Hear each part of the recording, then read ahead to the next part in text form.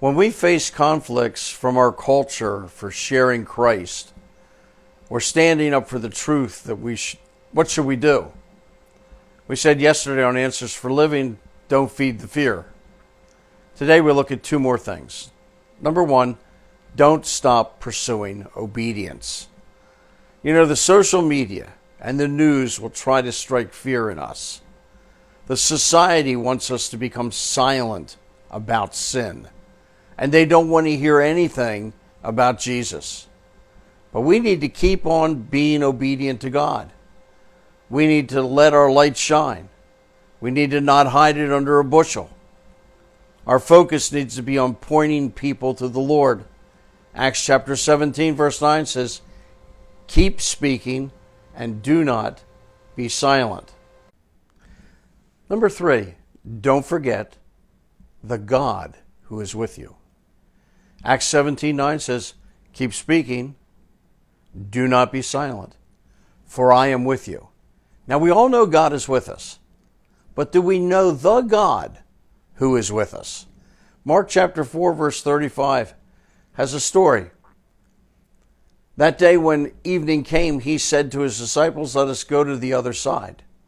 Leaving the crowd behind, they took him along, just as he was in the boat. There was also other boats with him. A furious squall came up, and the waves broke over the boat, so that it was nearly swamped. Jesus was in the stern, sleeping on a cushion.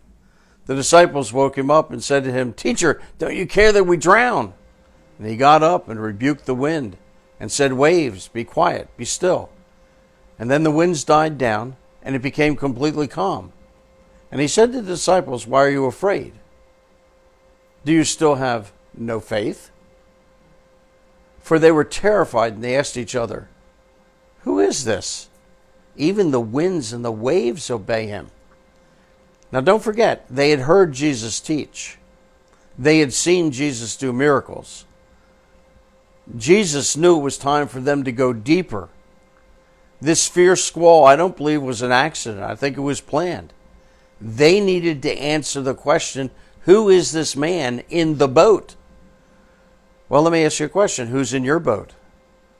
The one that's in your boat is a God who calms the storms in our lives, or sometimes simply calms us in the middle of the storm. But he does say to us, "Be still and know that I am God." Oh, they were afraid of the storm, but after they saw what Jesus did, they were more afraid of him. And Jesus says to them, "Hey, listen, I told you we were going to the other side. Where's your faith?" God says to us, there are people in your community, people in your place of work, people sitting in your classroom who need Jesus. Don't be afraid. Be obedient. I am with you. I have your back.